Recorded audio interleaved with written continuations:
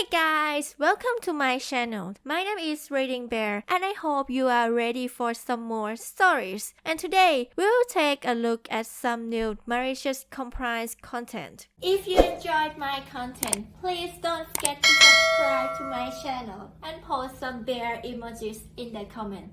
And now, let's dive right into the stories. First one is titled, "You'll lose most of your money if you cancel your holiday with us." I recently had a holiday booked to Mexico which at the time of booking, early 2020, it came to around £2,200 for two people for 2 weeks. We felt pretty fortunate to have been able to get that at that sort of price. Anyway, COVID happened and as you can imagine, the holiday we booked with TUI, British Holiday, travel agent, was postponed. Feeling a little anxious to go abroad even when restrictions were lifted, my partner and I decided we wanted to cancel and rebook at another time. Truth be told, we could have also benefited quite a lot with having some of that money back. I called them to cancel after a rather lengthy hold to get through to them to be told, "Sorry. If you want to cancel, you will lose £2,100 of the £2,200 that you paid. However, you can make a free of charge amendment and you or we will pay the difference, so if your new holiday is cheaper, we will refund the difference." Okay, let me speak with my partner and see what we want to do. Malicious compliance begins. I have no interest in postponing my holiday, so I browse their other destinations on the website. I phone back the next day. Me. "Hi, I'd like to make an amendment to my booking please." Travel agent. "Sure, no problem. Do you have a destination in mind?" Me. "Yes, I found this rather appealing location in the Canary Islands which also happens to be your cheapest holiday. Oh, and I want to amend it from 2 weeks to your minimum stay." Travel agent. "Okay, so you'll get a refund of £1,750 and your holiday has now been amended." After receiving my refund a few days later, I call them and tell them I wish to cancel my new crappy cheap holiday. At this point I have lost about half of what the crappy cheap holiday would have cost. Instead of losing £2,100, I only ended up losing £280. Granted, it's still not ideal to have lost out on £280, but it is better than losing most of what I paid. Edit. To those saying about chargeback. I didn't purchase the holiday on a credit card, I used a debit card. Chargeback wouldn't have worked as the money belonged to me, not the bank. Edit 2. For those saying this isn't MC. If their policies were designed to make things easier for the customer, they wouldn't have made the refund process so difficult. I would say this is MC as I was using a loophole in their policies to ensure the best result for me. Next one is titled, "The lake water is too high and leaking into your gas tanks?" No need for you to get authorities involved. We'll do that. My mom lives in a lake community, nothing fancy or gated, just some quiet roads that happen to be surrounding a lake where people can swim, fish, etc. There's an HOA and community association. It happens to be right off a well-traveled 2-lane highway, with a gas station right by the highway end of the lake. This gas station decided to call our association HOA president and tell him, "Your lake water is too high and is leaking into our gas tanks. You need to lower it, or we'll call the Department of Environmental Protection, DEP." The president says there's no need for that, things will be taken of. Well, his version of taking care of it was to immediately turn around and call the DEP himself, telling them the problem and adding, "Doesn't that mean their gas is leaking into our lake?" This resulted in the gas station needing to complete a few months' worth of construction costing around $300,000, while the lake stays at the level it's been at. Next one is titled, "You want to know why I came here?" Not 100% sure this fits here but I think you'll enjoy it. Not my story but my grandfather's, as such I can't vouch for the details. Background. My grandfather was in the Israeli Army, IDF, infantry during the Yom Kippur War of 73 feet and was injured very severely. After his injury and recuperation period he volunteered to rejoin the Army Reserves at the unit in charge of casualty identification. Years later, 97, there was a collision of 2 Army helicopters in which 73 people were killed. My grandfather was called to help identify the bodies and set up the funerals. It was a very difficult day for the country but especially for the men charged with identifying over 70 bodies after a helicopter crash and the ensuing fire. After all the bodies were identified and their respective funerals organized, the bodies were sent out to the funeral homes. The main funeral was held for many of the deceased in the national graveyard. After the bodies were sent out, someone realized a dismembered arm was left at the base. My grandfather took the arm and drove towards the national graveyard in an attempt to bury the arm with the body. Upon arrival at the graveyard, he was refused entry. He attempted to show his clearance level, rank, and even his authorization to enter the area as a part of the funeral, but to no avail. The local commander has apparently decided that everyone that needs to be at the funeral has already arrived and gave an order to the guards to let no one in. After an hour of argument, my grandfather was frustrated. He went through a hellish day and organized this funeral, only to be locked out of it with a literal part of the deceased. When the guard asked him for the umpteenth time for his reason to be there, he had enough. He took the box from the seat next to him. He opened it up, took the severed arm out and shoved it towards the poor soldier guarding the gate, saying, "You know what? Fine, don't let me in. Can you just pass this along to your commander? Tell him it needs to go in casualty X's coffin." The guard went pale and immediately let him through. Next one is titled, Loan Payoff, Early Payoff Penalty Avoidance. I took a loan out some years ago. It had an early payoff penalty of a percentage of the payoff, but no penalty for paying more than the regular payment. I didn't like that provision, but the guy who helped me with the loan said just to pay it down to $1, then pay it off. The penalty would be less than $1. So, I get some money after a while and go in to pay. I tell them I want to pay the loan down to $1, then pay the loan off. The guy works up the papers as if I'm paying it all off and he includes the penalty. I explain again what I want to do. He explains the penalty again. I say I'll be happy to pay the penalty on the $1. He says I can't do that. There's a penalty of much higher amount. We go around and around, and they pretend not to understand. Finally, a supervisor comes. He totally understands and basically stops with the games. I said not to worry, I'd never have taken the loan without the reduced penalty payoff option, so they got more interest out of me than if I declined the loan in the beginning. I pay the fraction of $1 penalty and loan was satisfied. Next one is titled, You Must Use Consistent Units. I was reminded of this story in a different thread and thought it belonged here. My college degree was in engineering, which means a lot of team projects. We had a long-term aircraft design project that required several preliminary design papers before culminating in the final presentation. My chosen team of 5 worked well together and we divided the work based on people's strengths, then combined it in the end. For one particular paper we had to design a wing for a supersonic aircraft.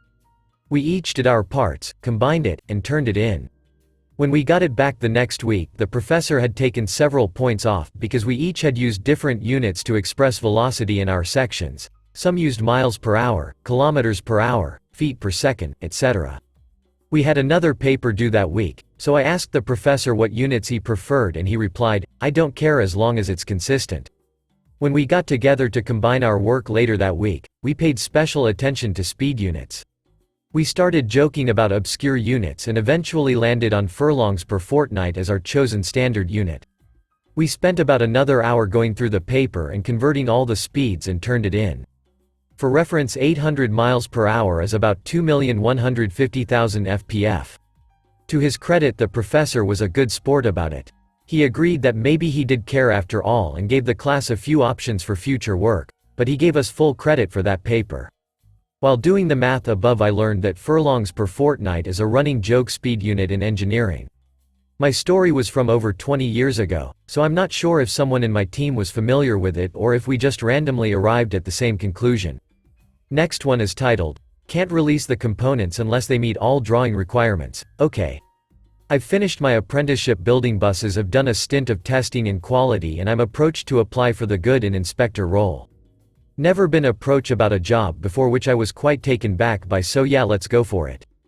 Get the job verily easily using a vernier caliper to measure one part and a quick interview. Start the job and it's going well. Level of components for me to look at is steady and under control, and production getting what they want. Anyone who's been involved in engineering will know that sometimes drawings for parts are tied up to really tight tolerances which don't matter, or a feature which has little to no impact on the assembly. There are parts which something like a radius, a curve on an edge normally to stop being cutting themselves, on an edge isn't quite as big as it should be, but it's there, no one going to cut their hand. My boss sees my report on this part due to an investigation about something else and sees I've marked it as being a bit smaller. My boss, who has never built any of these buses or really know where these parts go, gives me a grilling saying that a radius of 3 instead of 4 is outside of limit and I shouldn't have passed them and quarantined them to be returned to supplier to correct. I mentioned that this is a small thing that won't affect the assembly or function of the bus, but he ain't having it. In comes malicious compliance. So, I can't release anything unless it's 100% okay, fine. I start to implement this, and within 3 weeks of this our quarantine areas is full and overflowing to the point that it's going into the gangway. I'm getting constant calls about parts from production, materials, engineering, R&D asking for XYZ parts, which I tell them they have been quarantined for this reason, which they find ridiculous and demand I release them.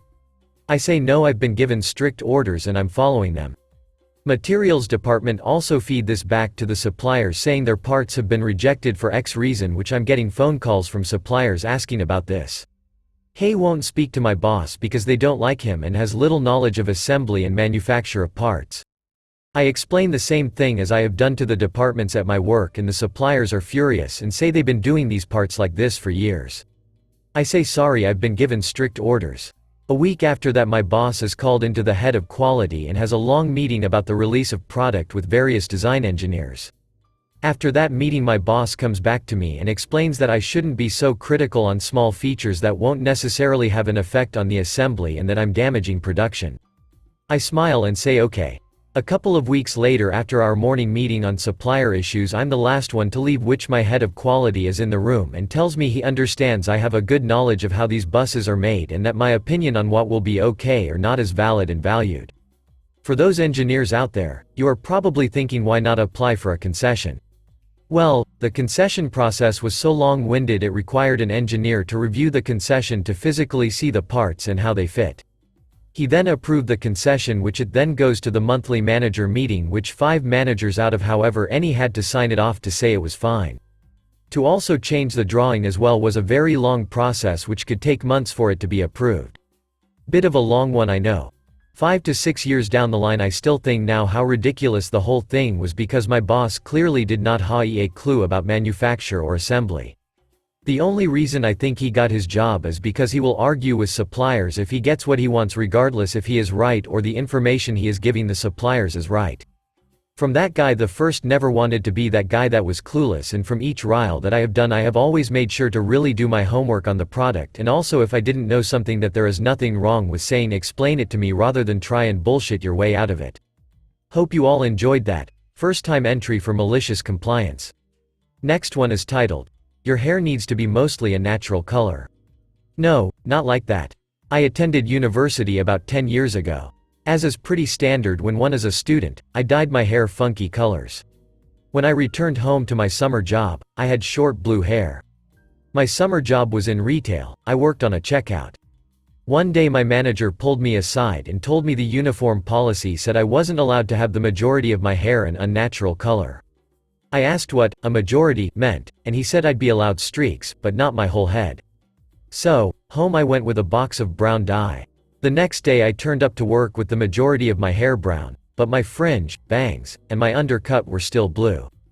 Because of my hairstyle being short, from the front, where the customers were, all that could be seen was my blue fringe. My manager told me it was unacceptable, even though I pointed out that more than 3/4 of my hair was now brown. He said I had to dye the fringe and undercut brown too, or he'd fire me.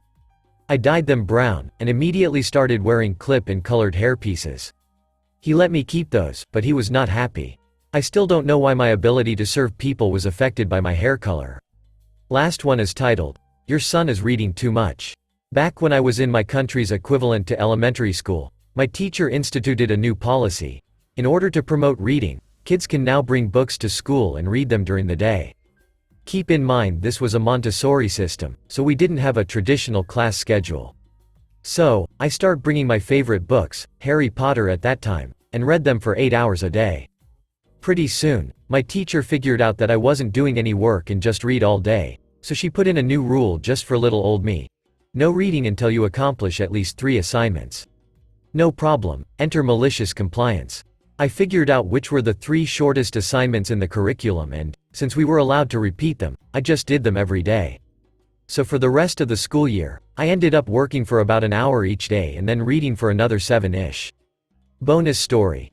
The teacher got so upset at my malicious compliance that she called my parents into the principal's office, where they were awesome and basically told her, "So one of your kids is reading a lot of books because of a new rule you put in, and you're somehow sure that's a bad thing?" And then they just kept on buying me books, lol. Thanks for listening.